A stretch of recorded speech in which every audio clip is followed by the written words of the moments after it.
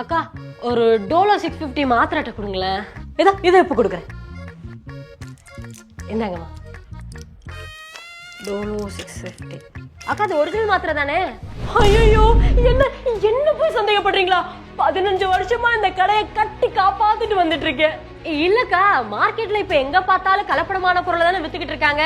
அதான் இதுவும் கலப்படமோ நினைச்சிட்டேன். இதுல QR கோட் இருக்கு, நான் ஸ்கேன் பண்றேன்க்கா. நோ ரெக்கார்ட்ஸ் ஃபவுண்டா? இது கலப்படமான மாத்திரை. என்ன ஏமாத்த பாக்குறீங்களா? அது ஃபேக்.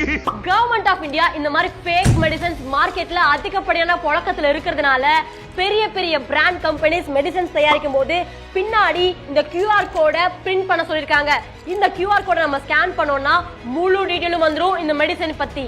ஐயோ எனக்கு எதுவுமே தெரியாதுமா. ஏதோ புது டீலர் ஒருத்தன் வந்தா 50% தள்ளுபடியில மருந்து மாத்திரை எல்லாம் வாங்கிக்கங்கன்னு சொன்னதுனால நிறைய மாத்திரை நானும் வாங்கிக்கிட்டேன். அது சரி, ஏதோ QR கோடுன்னு சொன்னீங்களே, அது என்னது?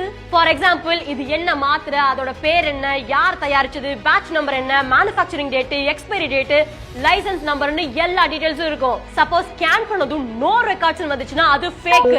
அதன் மூலமா எந்த மாத்திரை ஒரிஜினல் எது ஃபேக் அப்படிங்கறத நம்ம கண்டுபிடிக்கலாம்.